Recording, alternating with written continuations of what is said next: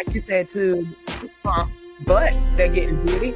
They said, go out there and rob these houses and bring back the bounty, and then that'll pay your way.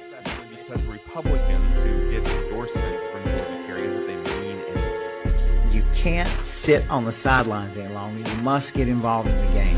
This is your sign.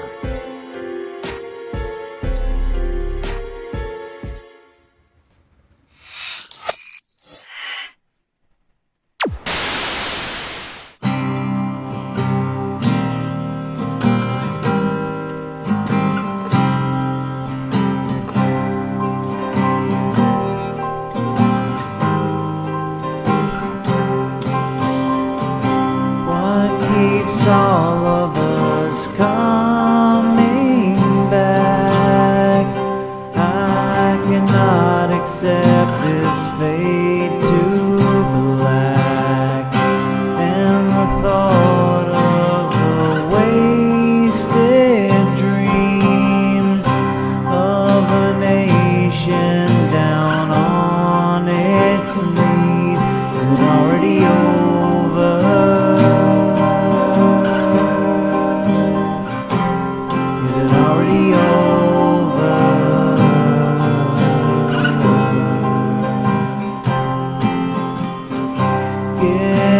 Tickets to the circus show. If you don't, then you'll never know. Take a stand while you have the time. Drown your fear and keep hope alive. Be the change that you want to see. Be the wrench inside the machine.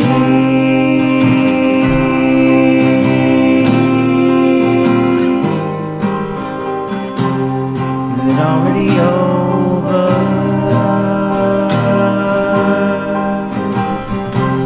Is it already over?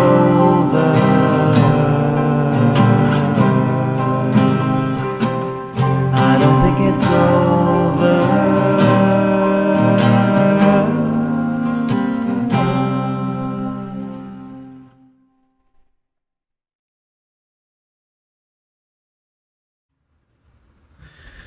Hello, everybody.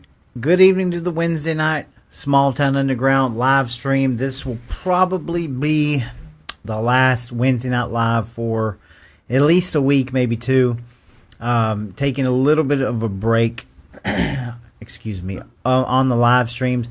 We will be bringing you some situational awarenesses and a few other very targeted episodes of things. But as far as the live, definitely need a break. I was actually not going to do one this week. And I decided, and especially because Monday was our last Meet the Candidate, we've been burning the candle at both ends. But I really wanted to do this one with the guest that I have with me tonight, who's quickly becoming one of my favorite community leaders. And he's been on the show before with us, and we discussed PFAS, and we discussed some other issues that were going on around our area. And we actually had a representative on with us, and it was pretty much unplanned. And he was a trooper through that whole thing. But we had a great show, and Antonio was there with us. And I hope everybody went back and watched War Room Georgia today. I was the co-host with Antonio. Had a great time. A lot of good guests. Greg Dozal joined us to give us an update on things. So anyway, this is really going to be my last live for at least a week or two, so that I can kind of recoup. And I'm going to bring you a little bit different content. So I'm looking forward to it. As you all know, we just got out of the primary. We now have a 4-week window into runoff elections in Georgia. So I think we're going to talk a little bit about that tonight. But let me welcome my guest. My guest is Andrew MaKray Kyer. And he's a younger guy, making me feel old. He is from Whitfield County. He is the Whitfield County GOP chair. And ever since I've known him and talked with him, he's quickly becoming one of my favorite leaders. He's hard hitting. He knows the things that are going on, and I believe that he is really moving the Whitfield GOP in great directions. He's been hands-on with candidates, and they've held forums over there, and just an overall great dude. And I wanted to bring him on the show tonight so we could share some of the ballot questions that they had and just talk a little bit about, where we're at with politics. So, guys, welcome, McKray. It's good to have you on the show, man. Well, yeah, thank you for having me again. I'm happy to be back, and I just want to say too, I couldn't do the things that we do without my team. Yes. So I have a really good board, and we're really strong. We're all patriots in the Whitfield GOP. Yeah, you do. I enjoy going over your GOP. You guys have been tackling the PFAS issue for quite some time. You've had a lot of people there, really bringing awareness. And my, what do we know now about PFAS? I read an article last week that details how the companies that used the product actually knew how bad the product was, and they used them anyway. So it's really shed some light on this corporate liability shielding. Right. But yeah, so like I said, can you give us a little bit update on that first? Where are we at on this situation? Obviously, we stopped some legislation almost 2 years in a row now. What do you see as the future? I mean, we know we're getting government grants coming in. I feel like that we need a way to track those government grants and make sure that the money, every penny, is actually going to the PFAS cleanup, that we're not lining somebody's pockets. And I've not been able to get any guarantees from any representatives that that's even going to happen. So what's your take on that? Well, first off, where it is now. So the two main bills, and there's a handful of bills, but the two main ones, House Bill 211, which had to do with preventing people that, claim to be harmed from PFAS pollution from going to court. Mm-hmm. So, you couldn't let the courts decide. And then SB 577 was the Senate bill. And that essentially stripped power away from local governments and cities and towns, anything to do with the PFAS litigation, and gave it over to the state, right. And put it all in a state fund. So those were the two main bills. HB 211 was sponsored by Casey Carpenter, Steve Tarvin, Jason Ridley, Mike Cameron, and Matt Barton. And SB 577, I can't remember all of them, but I do know Chuck Payne was one of the co-sponsors for that. So, and they're all from this area. But those are considered dead on the floor this year, so they didn't pass. I suspect that we're going to see, I don't think we'll see the exact same bills presented, but I do think we'll see different variants, possibly, if it's even possible, better ones. Mm-hmm. Still don't think they would be good, but I do, we already see a change in the language of what the first drafts were, and it has inched a little bit better, and I do think that's from all of the awareness that was drawn to it.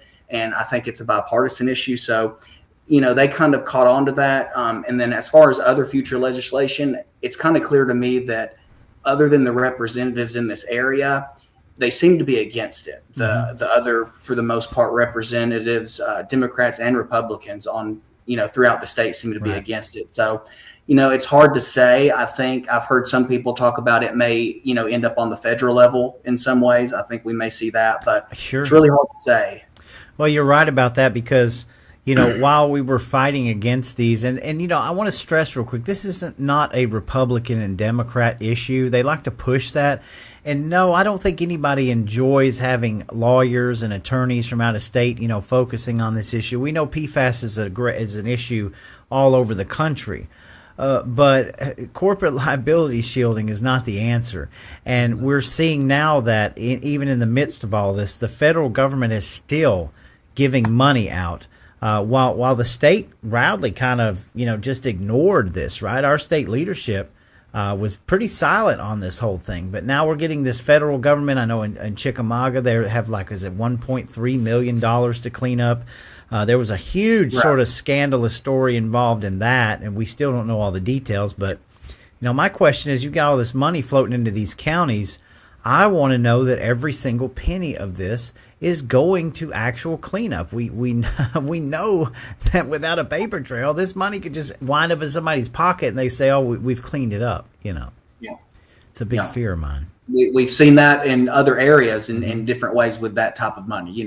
Corruption runs rampant, it seems, today. It does. It does. So I wanted to talk, I guess, first talk about some ballot questions. Well, I think, I thought Catoosa County had some good ballot questions on there. My county, I thought we had some pretty good questions on there. So I think we want to kind of start there tonight. And folks, if you have any questions for MaKray, or you want to leave a comment, feel free to do that. We'll go through them at the end. But you want to start there, just kind of talk about your ballot questions? Sure. Yeah, you want to just kind of break down and read each one before we go to the next one? Sure, that'll be fine. So we had 5 total, and they were numbered 9 through 13. The state party presented questions too, which I think theirs were pretty good as well. But we really, myself and the board, really felt that these 5 that we presented, numbers 9 through 13, are really relevant locally, within the county. And, people have been talking about this stuff, and it's very relevant. So the first one that we did, question number 9, I'll read it as it was on the ballot, and then I'll explain it. Should the Joseph E. Johnston statue be restored to its original and public historic location at the intersection of Crawford Street and South Hamilton Street in Dalton?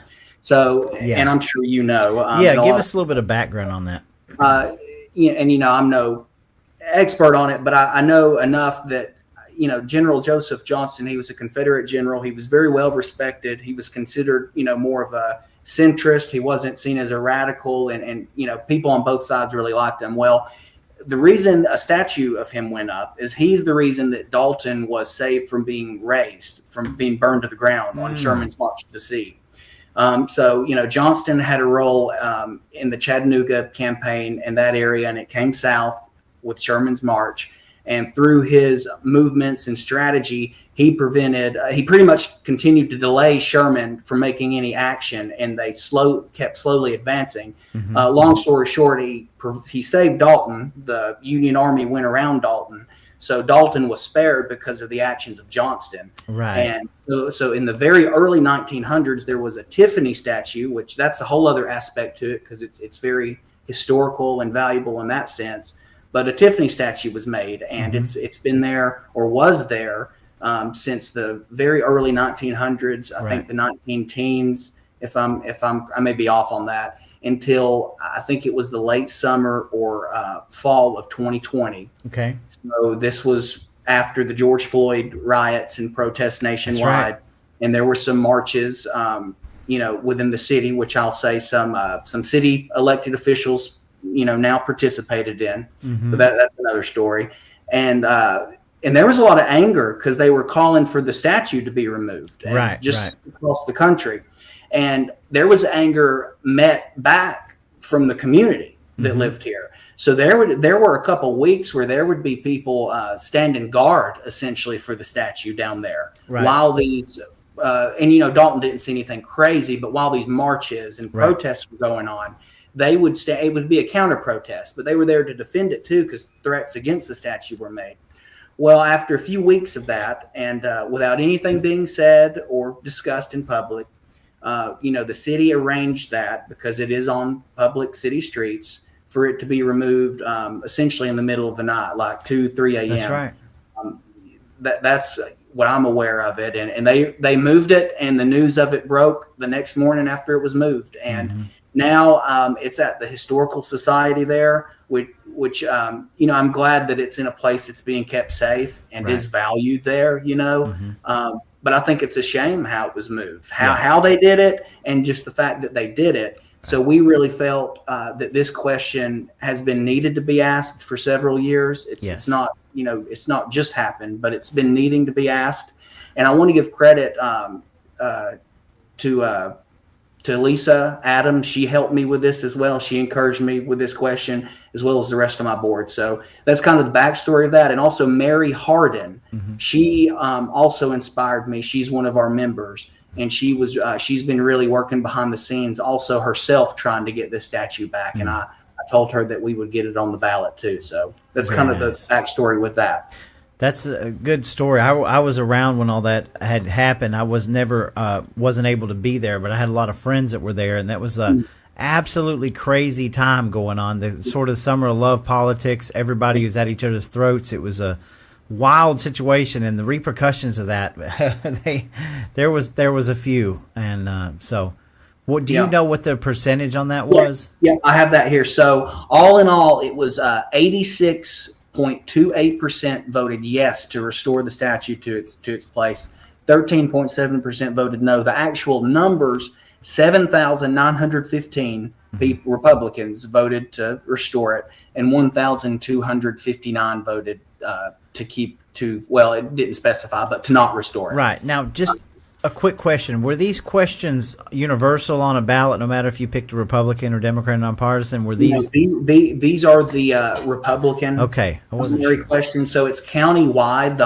Anyone in the county, including the city of Dalton, would have gotten it. Okay. But it's just on the Republican ballot. Gotcha. So And the Democrats have their own questions. They did too. Gotcha. I was just making sure. I thought that's the way it was. But anyway, continue on. Yep. So that's pretty much the gist of that. It was our second most successful ballot initiative that we did, and so that's kind of the story with that one. And we're very happy with the results on that. And again, and I'll specify for this one and for all the rest to come, these are non-binding. Yes. Non-binding. We made posts about that. Some people were confused about that when they saw it on the ballot, Right? Understandably, but yeah, this isn't a law. It doesn't change anything. What it does, and we've known this from the start, it's our intention. To us, it serves as essentially an official opinion poll. Okay. So it's not just a group or a college or a school polling random people on the street. This is a poll for Republican voters in Whitfield County. Gotcha. So its purpose was to just get a feel for where the Republican voters as a whole stand. Nice. Okay. So that one went really well. The next one, question number 10, is should the Georgia General Assembly pass a constitutional amendment to abolish property taxes? Amen. And we encouraged yes votes on all of these when we publicized that we had submitted them. Backstory to that, it needs less of a backstory. We all know the state of property taxes. And, I tend to agree with the line of thinking that if you actually own something, unless you take out a loan for it and owe payments, if you actually own it, you shouldn't have to pay the government for it. Sales tax at a purchase, other things like that. You can argue that, but to say, you own this land and a home that you've paid off, but you still have to make payments on. So that's kind of the whole premise of that for me. And that went very well too. 85% voted yes, that they would support that abolishment. And the numbers were 7,880 voted yes and 1,343 voted no of Republicans. Very nice. We made huge strides in this year's legislative session to pass, minus the fact that we didn't get a constitutional amendment on it. But nevertheless, I don't think that this argument is going away anytime soon. So at some point, the dam is going to have to break on taxes in Georgia. The direction, and whether it's property taxes or another form, it's moving that direction that we're going to hopefully, see that soon. Yes.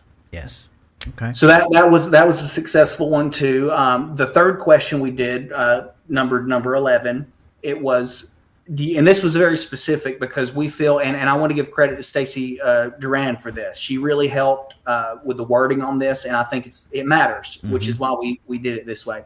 Do you support requiring paper ballots with full public hand counts at the precinct on election night for election day ballots, and full public hand counts by precinct for absentee and in advance in-person ballots? Yes. So that was, and the state did have a similar paper ballot election integrity question, which was not bad. Right. But we felt also we wanted to really use this specific wording. We think it's very important for this topic because it matters.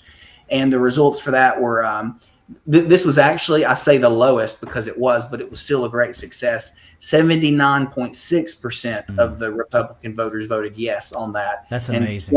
And 20.3% voted no. So that was 7,262 to 1,854. So that was the lowest margin of yes out of all of them, but still essentially 80%. That's right. The vast majority of people. I like it. Yeah. And we of course that ties back to 2020. We all know. Yes. It ties back. I mean, let's face it. Brad Raffensperger was able to block our state election board from even being in the situation bunker room, the election bunker. This is ridiculous.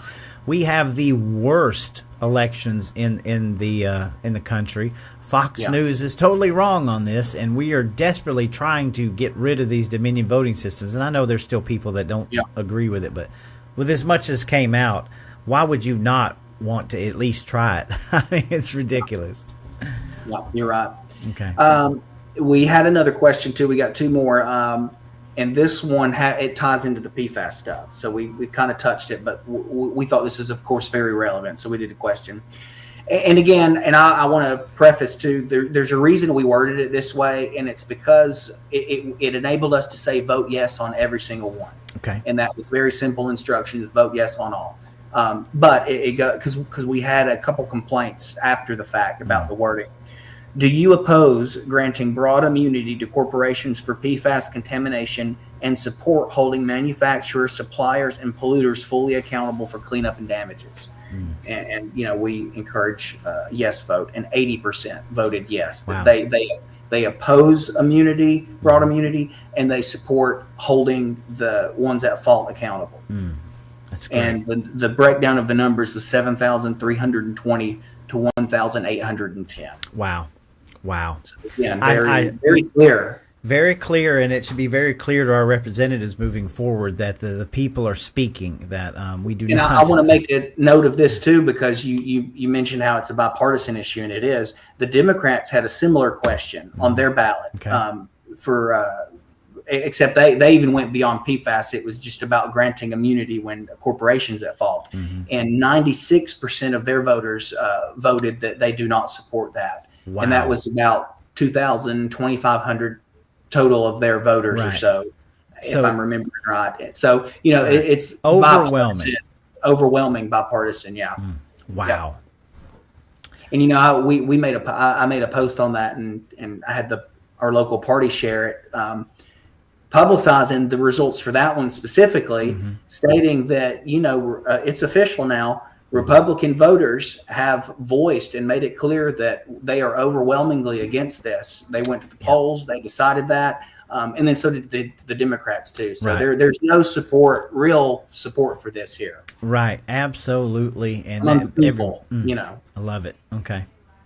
And then we have a final one, which this was our most successful one, and it's very simple. Should local communities have greater authority to limit high-density development in rural areas? And 92% of people voted yes, they should have greater authority to limit that. In rural areas. And it was 8,536 to 663. Wow. So that one was the clearest of all. Yeah, it's clear that, most of these high density housing units, a lot of them are government funded, they're government subsidized, and then the rest of them are way too expensive for people to be buying. I mean, it's a mess, and there's all kinds of factors that go in there. Sure, we want our communities to populate and grow, but not at the expense of, these high density housing units where eventually you just own nothing and you just become a renter for the rest of your life. And my thing about it, and same for a lot of people I talk to, growth in general is good. That's how counties financially grow and the tax base grows. And you do want that overall. You want it responsible, you want it balanced. But what gets me and is confusing is that this seemed probably about 3 years ago, maybe even less, but that around then, this seemed to have come out of nowhere. It seemed that all of a sudden, and I remember the first one that I saw, and it's just a couple miles north from where I live, down the highway, and it popped up out of nowhere, and I thought, that's interesting. And it was in a really big field across from an old middle school that my whole life I've driven by, and it beautiful field. You just get used to something, and then all of a sudden, so I thought that's odd. And then that same summer, two or three or four other ones, not as big as that one, popped up all of a sudden. I thought that's really weird. And then over the next year and a half, I'm not exaggerating when I say, and this was like a year ago when I was saying, I think I've counted at least 10 that have popped up in Whitfield County. And that's just from me looking online and from the ones I've seen and I'm aware of. Right. It's just, and I've not seen the need for that is the point I'm making. I've not seen, what's caused that. It would be I'd like to know if those are 100% like filled up or what, because we face this all over the place and of course all over the state. Forsyth County, McDonough County, McDonough, everywhere. Catoosa County, they're facing this. We've had issues in Walker County where it's like like you said, it's like all of a sudden it's this big push almost as if the government said, hey, we'll give you all this bonus money if you start building these, and then the builders and developers, they just grab them, and whereas you can't split up a parcel of your land, but they can split up a quarter of an acre and put 5 different apartments on. We see what's going on. It's also, important to note the type of people that they're drawing in, assuming they are being fully filled up. Right. Now, granted, some are going to natural residents that are, leaving their family home, needing a house, and that's good. Right. But you do have to ask yourself, how many are coming in from bluer areas Exactly. or from cities wanting someplace, suburban now suddenly or rural. And, it makes you wonder about stuff like that. Sure. Absolutely. I mean, I couldn't agree with you more. It's a one-sided. I think the worst part of it is a one-sided situation here, where people can go in and they can do this based purely on the profits that they're going to make, and never mind what they're doing to the land or what consequences are down the road. And I just don't think it's going to work anymore. People are going to be raising their head, looking around, saying, "Why do this?" I know a woman in Whitfield County who single-handedly worked on the chicken house issues going on, because it seemed like these chicken houses started sprawling up out of nowhere, and they're just taking more and more land and putting them close to residential areas. And she showed me a graph of things that she had worked on, and I was blown away because she had all the topographical maps showing all of this growth, and it's like, wow, something's going on here. This is not just organic. So well, and then on top of that, to make it even more complex, we have TADs involved, tax allocation districts, TAD, and that's very controversial. In fact, over the last couple years, the Whitfield County has had 2 popular votes with the TAD on the ballot. Both times, the people of the county, Republican and Democrat, they voted no to those TADs. And then our commissioners, and not all of them. I do want to give credit. John Thomas is one of our commissioners that voted no, and his main reasoning was because the people voted no. Right. So I say the commissioners, and everyone lumps everyone in together. But as a board, they passed it anyway. And it's just, what's the point of having a vote on it? Exactly. Yeah. No, I hear you. It's and especially with data centers. I don't know if we want to move there next, but Whitfield County, how many data centers are you getting in Whitfield County? So we've got one that's under construction, and it's supposed to be a massive one from what I hear. Right now, I know there's not another one planned. I have been told that, and I don't know beyond this, but I've been told in general that there is a second one that's seeking to be built here, but it's very early and nothing has been set. Again, I just heard that from some people at our last GOP meeting. Right. But officially, there is one under construction. It's already been approved. That's in the past. No change in it. And I don't know how long it'll take. I assume it'll probably be done, or at least partly done this year. Could be. There's kind of a pause going on right now. I mean, this issue has exploded, and I think a lot of people don't even know where to go with it. But when you have 20 data center related bills that go into one legislature, and not one single bill can make it across the threshold about simply putting some guardrails on some of this stuff, that's a bad sign. But overall, I think the vast majority of them are paused, and there's several reasons for that. It's not just because of the people don't want them. They're having supply chain issues, you name it. And so I don't know. I'm glad that that's the only one on the books. Hopefully you guys can make dang sure. And that's on the right. And I will say we've had some of the commissioner candidates who just recently won. Right. They went on the record saying that they weren't that they were not looking or wanting another one to come here. Right. At least not now, not in the near future. They saw Yeah. no reason for that. So, we have that on the books, them saying that, and, we won't be afraid if things change to point that out. Well, sure. And I might add, Whitfield County is a highly industrialized county. You've got tons of industrial buildings that are sitting there. Many of them are empty. And Whitfield County is also the famous county that got, the water hikes on water usage. And then, many of these manufacturers to shut down parts of their business, but the water prices never went back down, and you're not using near the water. So, you would think that some of these data centers would be proactive and say, well, let's buy an existing industrial building and let's put a data center there, but they're not really interested in that. Yeah. So, absolutely. Okay, so let's see here. We're moving along here. I don't know if we want to go down your list. If you want to talk about just local and state election results, how do you feel about the primary that we just got out of? Yeah, I want to make a quick note, and this is more specific to Whitfield County. It's some local races I want to note. I made a post about it, but they're friends of mine. But I want to take a moment to brag on 3 young men that threw their name in the ring and wanted to run and took the step to do that. And that's Christian Hurd, of course, as you know, as well. And then he ran for State House. James Dawson Harper, he ran for school board, our at-large position. And then Daniel Alt, he also ran for school board. And I encourage them to get involved, to consider that. And I'm very proud of them that they did that. And the point I'm, mainly making is that it's good to see young people involved in wanting to run, especially against longtime incumbents. And they didn't win, but I just wanted to honor them by doing that. And I hope we see more young people getting involved and staying involved too. Sure. You guys had several people that ran against the incumbents. I know Marty Brown is from that area.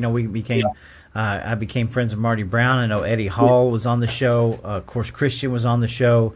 And I never got a chance to interview Jasper Manus, but he stepped up to run. So, I welcome people that will stand up and take the time and energy to try to face some of these incumbents. And it doesn't mean that I'm trying to I don't necessarily want to see incumbents, just be out of office. That's not what I'm saying. But the more that we can get the conversation flowing and get people. Sometimes these people, they get into positions and they think that they don't have to be accountable. They don't have to talk to anybody, And now I think there's many conversations striking up because they see the writing on the wall that they're not just going to be left alone any longer. Yeah.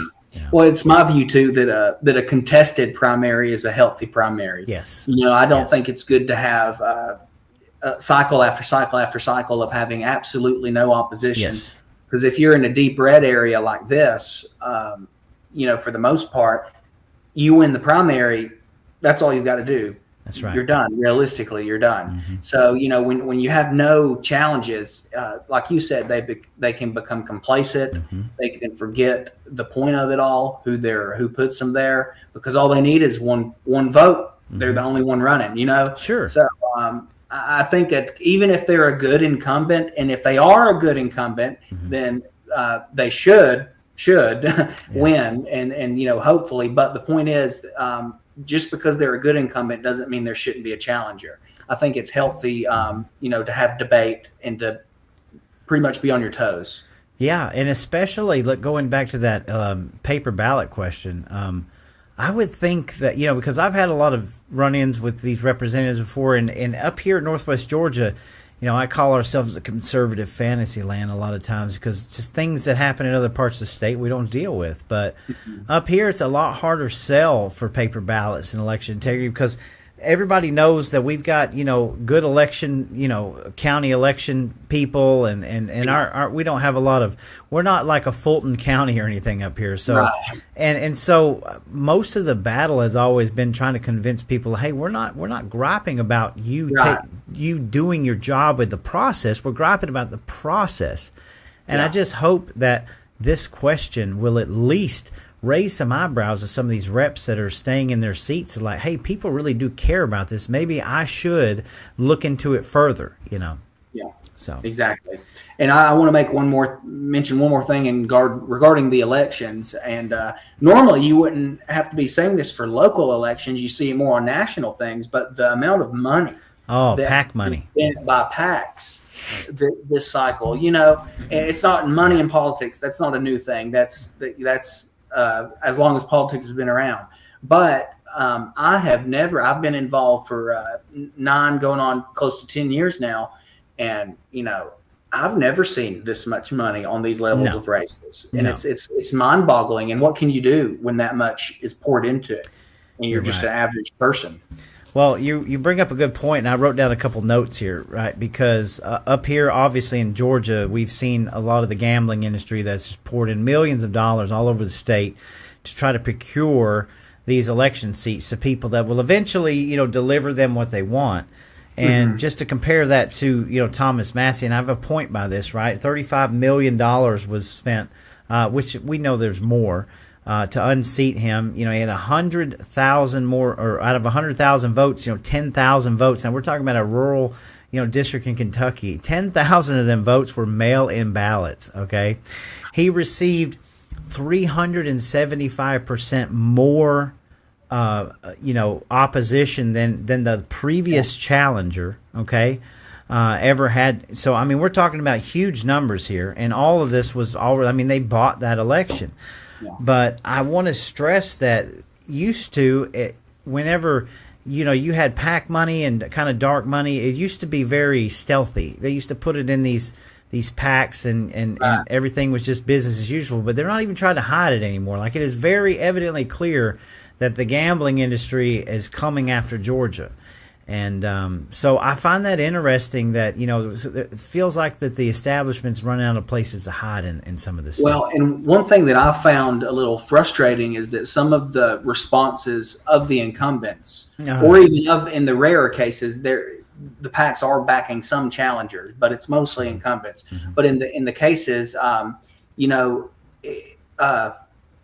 lost my train of thought. What was I saying? You were talking about in some of the cases on this PAC money that are coming in where they're supporting mostly the incumbents. Oh yeah, it's frustrating because the candidates that are benefiting from that, they will say, I have no clue about this. I can't stop it. I can't help it that they spend money. And now to a point, you can't force them to not spend money. But what I would do, what I would think is, make a public statement, say, I condemn these groups spending money for me. Now, this will sound crazy to people, long time in politics, because who would deny money, helping them get reelected? But if they're a bad group and you're against them and you don't think they should be meddling, influencing votes, you can do that. Even if they're wanting you to win, you can say, sure, I'm not going to serve y'all. I'm not going to, I'm not going to be y'all's puppet in any way. And I don't want y'all spending money for me. Now, if they still do it, they're doing it to their detriment. Yeah, but let's face it, McCray. We know that they're lying when they say that. It was even one of our people that got elected. Was quoted saying that he was going to have a mailer coming out the next day or so, and they know this stuff. And I think that's one thing that frustrates me. The people that vote for some of these people are completely clueless as to how and why that they're running and what they're spending their money on, because anybody that gets hundreds of thousands of dollars from these PACs obviously are beholden to these PACs once they're in office, and eventually they'll have to pay the piper. It's common sense. It's an investment. They make an investment like that. Exactly. So, they can try to tiptoe around it all they want and try to hide from the fact, but it's here to stay. If they can literally buy elections now, right? Buy seats, put anybody in. And, I was doing some research on Ed Gallagher, which I don't want to make this Thomas Massie, but Ed Gallagher was such a never Trumper that he quit the Republican Party and vowed that he would never join until Trump left office. And he joined after. And it's like, I'm getting attacked for questioning things, but this guy who's a never Trumper, make it make sense. So obviously some of these election seats have been bought. And mind you, it's not just on the Republican side, it's on the Democrat side as well. So very interesting. I think we'll be uncovering a lot more, and I think people's eyes are going to be woken up on this in the near future. So So let's see here. We covered. We're talking about a little bit of data centers, PFAS. Anything else you want to add on that? Local zoning issues. It kind of ties into it, but I want to bring up two, in particular, like two good examples of it are how we responded to HB 211 and SB 577. Those are two examples, but just in general too, my approach has been, and my board is on board with me, and I ran on this as chair, that I would call elected officials out if we saw them doing something that was against the voters, against the Constitution, Bill of Rights, anything like that, against our own interests, or putting corporations before people, right, which are what the HB 211 did. And, I and the party, we have done that. And, some people get mad at that. Maybe there's some times I come across a little harsh, but I ran on that we would hold, do our best to hold people accountable. We can only do so much. Right. I admit that we are only a political party, but it's more than nothing. We can do something, and, we're going to do what we can. That's the point of doing it. If you look at the questions that were raised on this primary, and you're pretty well in line with the vast majority of the people. I'm sure you don't have 10,000 people showing up to a Republican Party meeting every month. So that ought to tell people that, we're not stupid here. Some of these issues that you are kind of championing are right in line with the vast majority of Republican voters. And that should send a message to the legislators that, hey, wow, this Republican Party is not some, far right-wing extreme group. They are literally representing the vast majority of my voters, and they don't like this. Well, and on that, there's been a certain representative that he asked why it's getting late for me. I got you. I'm losing my train of thought, Roy. Right. Well, we were just basically saying that they need to pay more attention because you're not a fringe group. You're actually that's what he was claiming, that we're a fringe group, we're radical, and no one really listens. And to your point about the questions, it wasn't until these questions that we got relevant, good questions on the ballot that we can say, no, look, because like you said, we don't have 10,000 people coming to our meetings. Right. Now we have grown and we have had success in that, and it's because we're resonating with people, and we're calling things out and pushing for the truth, I believe. So we are growing, and now it's on the record how the voters really feel. Right. Absolutely. One thing you've got on here, need for closed primaries. I totally agree with you on that. I think that should be a major push into this next legislative session. I know that there's some groups already working on that to get rid of jungle primaries like we should have done back in 2017 and close the flipping primaries. This is not rocket science. We're one of the last states that allows that, right? Oh, yeah. Well, according to Fox News, though, we're the best. So, yeah. Yeah, we are. We're one of the last states, and I am looking so forward to new leadership that will pick up the mantle on all of this leftover junk that creates all the ways that you can cheat and the way that you can manipulate and just get rid of it, Yeah. Okay. Speaking of, I wanted to ask you if you want to talk about it. What are your thoughts on the statewide outcomes from last night and the runoffs for the governor and lieutenant governor and stuff? So, I pretty much knew that there would be a runoff between Jones and Jackson. Let me go ahead and preface this by saying that it's absolutely fabulous that we do not have to deal with Chris Carr, Brad Raffensperger, or Gabe Sterling. All three of those people have been completely knocked out. And they're gone. They're gone, and I'm not even trying to be petty, but I still believe that Brad Raffensperger should be arrested for blocking our SEB, and I hope that the fullest extent of the law is extended towards holding him accountable, because he's been by far the worst Secretary of State I think that Georgia's ever had. Yep. And just because he did miserably in this election does not get him off the hook, because we have spent years railing against the damage that he's done. Right. So I will say that, right now it's looking like, we're going to have to figure out the next month between Jackson and Jones who we want to lead in this state. I'm leaning more towards Burt Jones, and I have my reasons, but I say that reluctantly. Because Burt, is a man who's been in there for a long time, needs to prove it to me, right? Yep. And all in all, I'm happy that Jackson gave him a run for his money. So we're there. I'm happy about the lieutenant governor's position.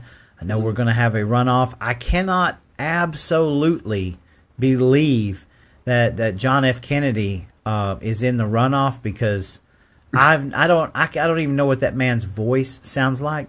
Right.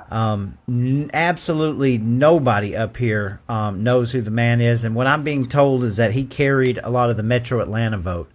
So, Greg Dozal is a person that I've been studying for a long time. He has a very good voting record aggregate overall, and he's been one of the most vocal to stand up and listen to the people. And again, he was one of the ones that stood up and helped lead this injunction. So I'm impressed. And I'll say too, you mentioned John F. Kennedy, and maybe the name has a little. It's got to. But in Whitfield County, he won, or he had the most votes in Whitfield County. Wow. He got 29% in Whitfield County. Wow. And the second was Dolezal. So wow, that's consistent with statewide. Yeah. See, you're digging into the numbers. I haven't even really dug into the numbers yet, and I wanted to go back and find in my own county, because I only saw signs like the last week for that man, but I didn't see a single one in my parts of the area. Yeah, they brought some through Walker, but Kennedy was instrumental in what they did to my state senator Colton Moore as well, by getting him blocked from the chambers. So I'm already he's at a loss with me. And I'll cover the I was happy with the Attorney General. I think Brian Strickland was obviously the best choice. We had him on the show. I just hope that Brian Strickland is a man of his word, and that he will stand up and actually do the job, because we haven't had an Attorney General in 4 years that I know of. Chris Carr was abhorrent at Attorney General, and I could say some things that might offend people, but we're glad he's gone. And in Secretary of State, I'm very concerned with, Ted Metz is a friend of mine, who's a very, very knowledgeable person. And Kelvin King seemed like he was the overall, probably, I guess you'd call it the best pick for overall, right? If you could have got like Kelvin and Ted in there together, and Ted did the technical side, and that would have been my pick. But Vernon Jones, I like Vernon. He's got a lot of charisma, but I'm very worried about Vernon, because I just don't think he knows a lot about this job. He's running. He had the name recognition, but Tim Fleming was somebody that is a huge red flag for me. Part of the Kemp holdover leadership people, and I didn't see that one coming, because Tim Fleming largely stayed away. So you have two runoffs with two candidates that literally pretty much did nothing to run. They didn't come to events. They did, you didn't hear from them. You really don't know what they even stand for, other than the stupid mailers. Yeah. And it's like both of those guys got into the runoffs when everybody else was working their tail off. That sucks. But we've got a month now, and we're going to have to figure out, where we stand. And then, of course, the Senate position, Mike Collins is in a runoff with Derek Dooley. And, I mean, Derek Dooley is an absolute no for me. Derek Dooley is just plain and simple a Kemp pick to me, that somebody that's just going to be there as a placeholder. And so, I'm putting my support behind Mike Collins, plain and simple. Yeah. And so that's pretty much the gist of it. I'm glad we held on to our incumbents in the Superior Court, the Supreme Court. Very important, because if you look at the Democrat numbers, I studied some of the Democrat numbers. There was a lot of Democrats came out in this primary and voted on their side a lot. Keisha Lance Bottoms, and I'll be honest with you, I was a little impressed with Estevez, listening to him during the debate, and I mean, like, had I been a Democrat, I'd probably went with Estevez because he just seemed like he was more well-rounded. And Keisha Lance Bottoms, she's just like, I don't know, but boy, did she get the votes. So, Republicans better wise up. We better choose very wisely in this next month and then see through to it that we make it in November because we're not getting any help from anywhere else. We're on our own out here. So. Yep, you're right. All right. Well, so we're going to go ahead and do some comments because I know you can't stay on long with me, but I've totally enjoyed having you on the show. Oh, yeah. All right. So Carol Streeter, good to see you. She says, please pray for my son, Craig Davis. We absolutely will, Carol, and thank you for being here. Thomas White, good to see you. Christian Phillips, good to have you on the show tonight. Blake Ellsbury for State Senate. Blake, don't give up. Blake, keep doing what you're doing. I really like what I see, and you're a good man. We appreciate you, Blake. Mike Dean Tiles, good to see you, sir. Mike was sporting a Small Town Underground shirt today out and about. Appreciate that, Mike. That was awesome. Christina Benjamin, good to see you. I was hoping we could get you on the phone today on War Room, but we didn't get a chance to do that. And good evening to you. And let's see. Well, thank you. She said this is one of her favorite shows. I appreciate that. Thomas White says, we are going to see gambling bills pass. I bet they shove the PFAS bills slap through too. So I will say this, McCray, I do agree. You cannot legislate morality. However, it will end up being on this ballot. It's been at least a 10, if not 15-year battle. So eventually it's going to come and the people will decide. And there's only so far that we can go before they put it on the ballot. Yeah. And I just want to bring as much awareness to people as possible of the dangers of gambling. Just because they can make money off of it does not mean it's a good thing. So, yeah. But I'm afraid you're right, Thomas. I think they're going to have to pay the piper, and they're going to be bringing up gambling sooner than later. So, Christina Benjamin says, breaking news: Tim Burchett, one of my favorites, dropped a bill to reinstate Doge, and it has just passed the U.S. House. That is beautiful. I love it. Good. Oh, man. I'm going to get him on the show one of these days. You know who Tim Burchett is? Yes. Man, he is great. He is great. Yeah. Oh, Jasper Main, it's good to have you on the show. We appreciate all the work you do, and I'm sorry that I never did get a chance to get you on the show. He says, fear-mongering, lying, and separation with disinformation works well with PAC money, flooding us with mailers. I think what I'm going to do is I'm going to take all the mailers that we got between here and the house and everything, and I just want to make this big collage. Like, just go out and just make a huge collage and see how big that I can make it. Yeah. I've got so many in one of my closets. So many. Crazy. Antonio Jones from War Room, good to have you. Good to have you, sir. Thank you. Awesome show today. Karen Bowen Patterson, good to see you tonight. Aaron Spears, great to see you. She says, my great-great-grandmother's farm in Conyers was burned by Sherman. Wow. That's wild, man. Yeah. All right. Sam Carnline, good to have him. Man, I had the Grady boys on last week. It was amazing. Those guys are amazing. He said Stacey Duran is a rock. And I just want to say this. Stacey will back this up, but I trust. I told Stacey Dorn one time years ago. I said, Stacey, I said, if Donald Trump walked into my room and told me something, and then you came in and told me something different, I would believe you before I believe Donald Trump. So that's how much faith that I have in Stacey. Absolutely, she is a rock. So yeah, we appreciate her so much. So, Sam Carlin says the judges in Georgia are just as spineless as legislators, and they are. They are. I don't want to. Of course, I could go into it, but this judge grants the restraining order, and then a half hour later, this judge rescinds it. Okay, don't even get me started on how weak that looks. That don't even get me started on how these judges are bought and paid for, man. That's something we got a serious problem with. How can we take law enforcement even seriously in this state? Yeah. Don't even get me started, Sam. You're 100% right. Charles Stoker, good to see you, says thousands of mail-in votes. None were for Thomas Massey. He lost by 10,000 votes. So, yeah, that's crazy. Oh, Christian Hertford, Georgia, good to see you tonight. Thank you for running a campaign. We appreciate it. We hope you stick around with us. He says, I wish our local representatives would listen to us about PFAS. I think the tides are changing. They can't not listen to it. It's 2 years now their legislation has been blocked. And now we're seeing federal money. If each of you will go to your local commission boards, your state representatives, and demand that they itemize this federal money that's coming in for PFAS cleanup, no matter how trivial it is. Okay? This money did not come with strings attached, guys.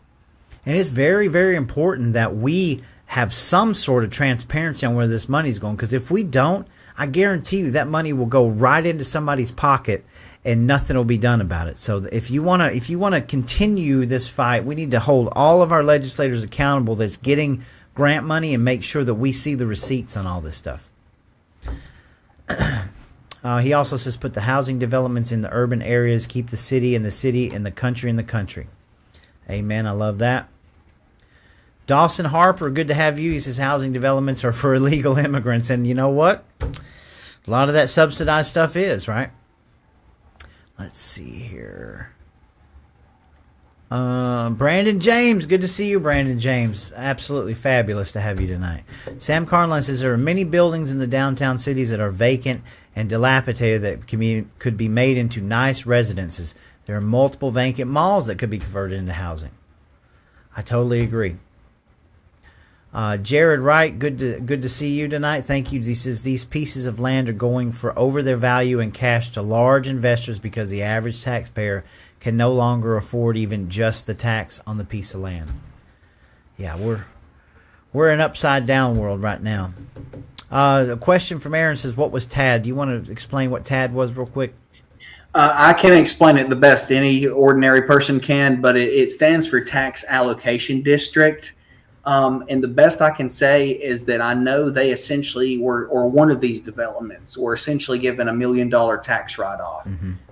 So, they weren't given $1 million, but there'll be $1 million less in tax revenue that the county collects from at least this one TAD. But it means Tax Allocation District, and it's just like a tax break for this development area. Right. Gotcha. So that's what that is, Aaron. And, of course, I can send you some more information if need to. Brandon James says real estate as businesses is largely parasitic industry. It certainly can be. I have friends in real estate that try to safeguard, but overall, it's a predatory industry. So Christian says local representatives say they believe in private property rights and folks with land should be able to development into whatever high-density neighborhoods they desire. We should buy land, buy the politicians, and turn it into a big hog farm. I like that. That's pretty good. Lisa Adams, good to see you tonight. Jennifer White, good to see you. Calvin's Corner. I got my salt ready. All right, Calvin. That's an inside joke. You better watch it, Calvin. You had too many Four Locos tonight. Neil Howell, good to see you. Neil also was one of the people that ran a good campaign and stood up and tried to run. We appreciate what you've done. He says easy on the chicken houses. I mean no disrespect, Neil, at all. Chicken houses are a very vital part of our area. It just, like everything. One of these days, Neil, I'll sit down with you and just look at this presentation. It's eye-opening, but I'm a fan of chicken houses, man. I love chicken, so... No harm, brother. David Naha says, bro, I'm taking a step back at the moment to keep my sanity. Love and respect to all my fellow patriots. At this time, I am overwhelmed and need to keep my bearings. Amen. I feel you, Naha, and you are a great patriot. Let's see.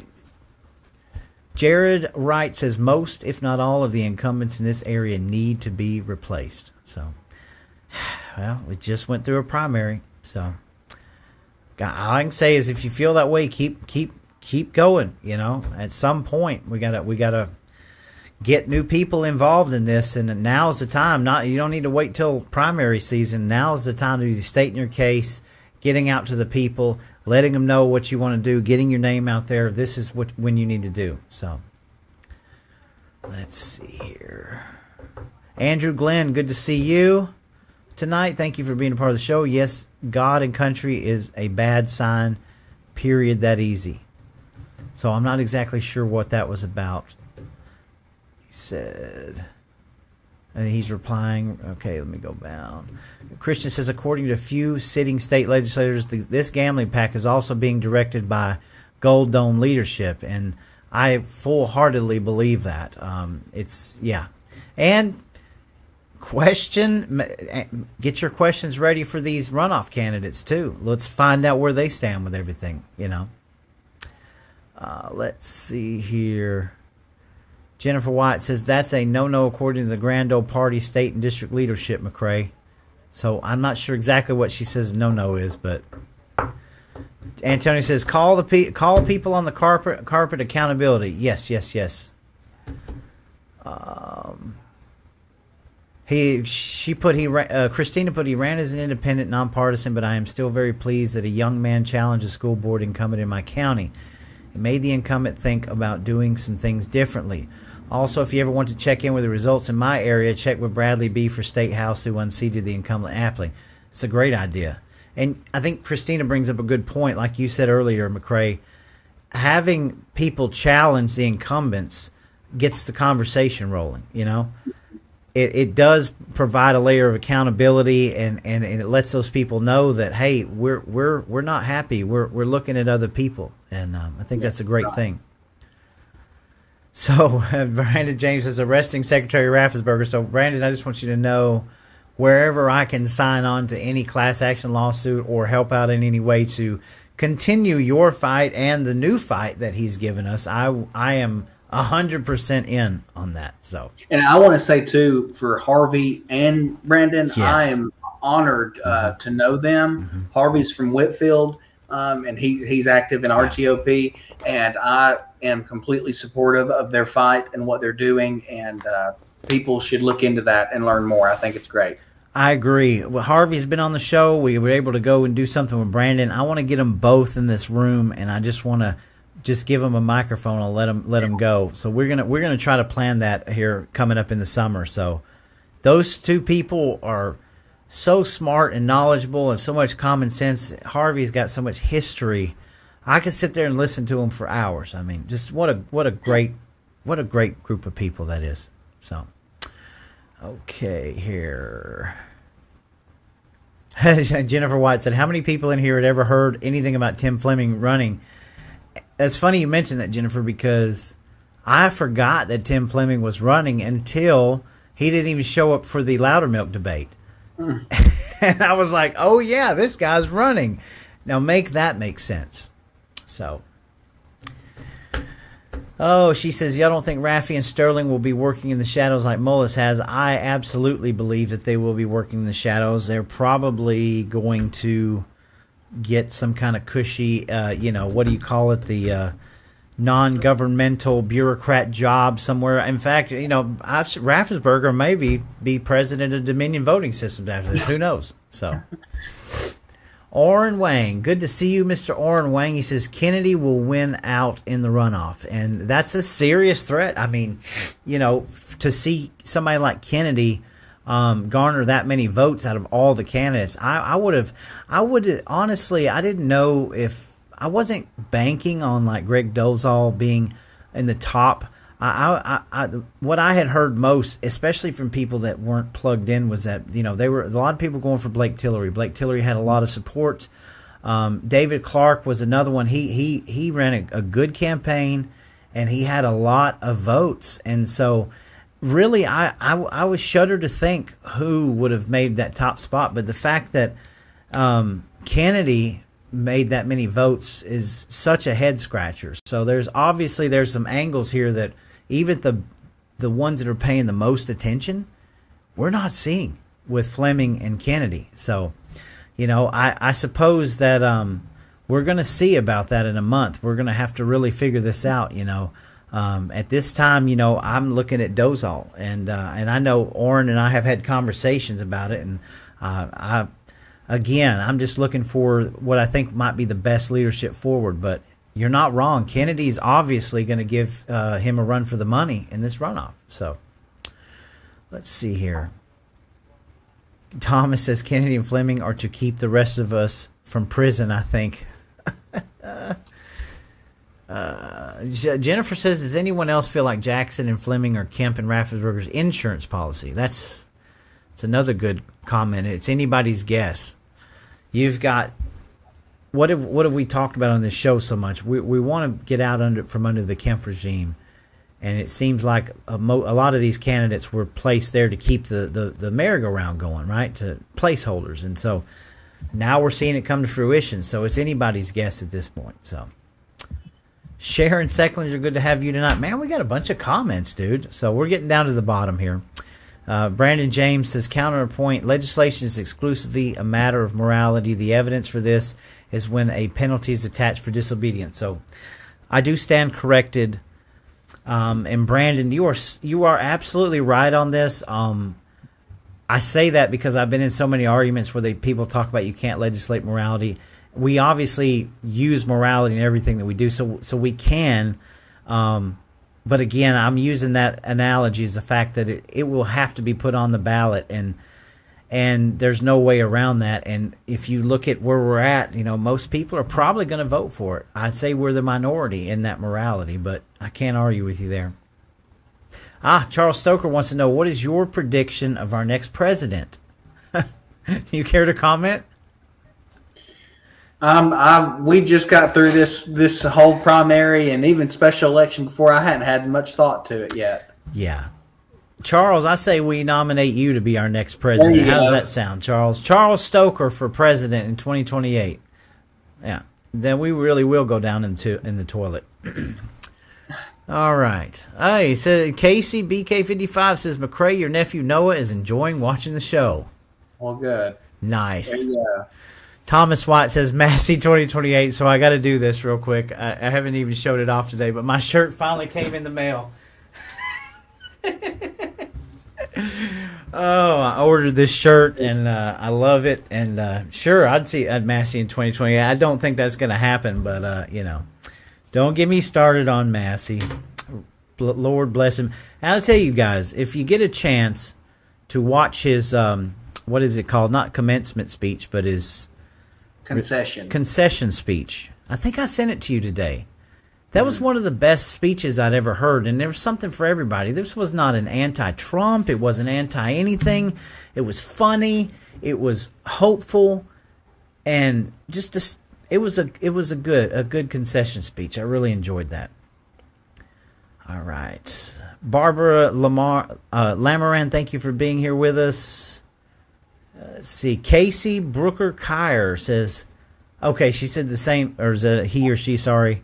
Yeah, that's my mom. Okay, all right. It said Noah is enjoying the show. And that's my nephew. Jan Sheffield, good to see you. Lisa Adams says, if more people would ask questions to their representatives, they see how they don't want to work with us. Amen.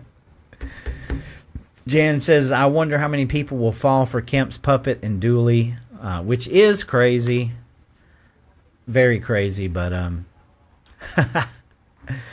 Lisa says, I realize that we just had an election, but yesterday was the true meaning of insanity. Sharon Secklinger says Stoker for president. So there you go, Stoker. You're already getting votes. Congratulations. And Cindy Gwynn, good to have you, says unsecured my vote yesterday is the runoff on June 16th. And I love that she said unsecured my vote yesterday. I did the same thing, Cindy. But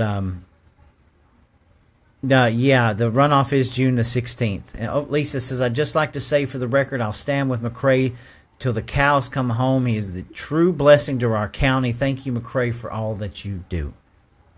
Wow. A lot of comments tonight. You're popular, man. All right. I have a lot of good help. That helps. I want to say something to you. Thank you for being on the show. I was not even going to do one tonight, and I'm so glad that I did. I appreciate your insight. I do. You are one of the community leaders that I do pay attention to, and I like the track that you're on. I like that you're kind of fearless, and you'll get out and say the things that a lot of us are thinking, and I really appreciate that. And as far as your county GOP, I wish that we had many more around this area that were like that. And as active as you guys are, you are You're very knowledgeable about what's going on. You've been right there, down there in every room meeting. You know the bills, and that's the education that we need. And so I just want to tell you how much I appreciate you for that. And I'm going to give you the last word before we sign off.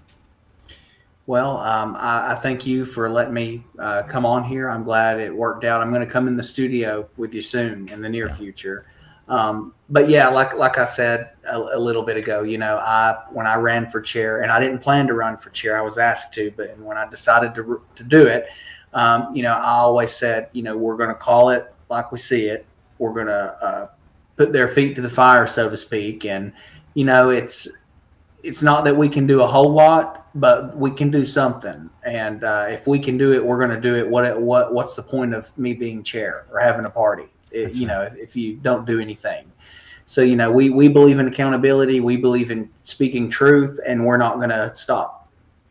Amen to that. And folks, I hope anybody out there in Whitfield County will give McRae and their GOP a chance. And you need to come to the next meetings. I hope that all of the candidates that did not succeed in this election will stay involved, get involved with that GOP, stick with them, stick with the issues. And if you're really serious about, making a difference, then go ahead and start tomorrow on your next campaign, because now is a time where you can change hearts and minds, and you can connect with people, and we can make our community a better place. So I urge every one of y'all to do that.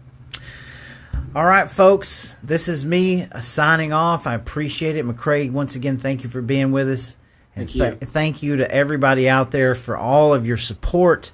I am humbled in this last, especially 5 months, and all the work that we've done together. It's just been a blast. And yes, I'm going to take a little bit of time off and just kind of breathe for a minute. We can't take too much time off. We got a runoff coming. But again, this is me signing off. You all have a wonderful evening. We'll see you later. All right, bye. Legislature legalized unverifiable voting in 2000. Like you said to Trump, but they're getting booty. They said, go out there and rob these houses and bring back the bounty, and then that'll pay your way.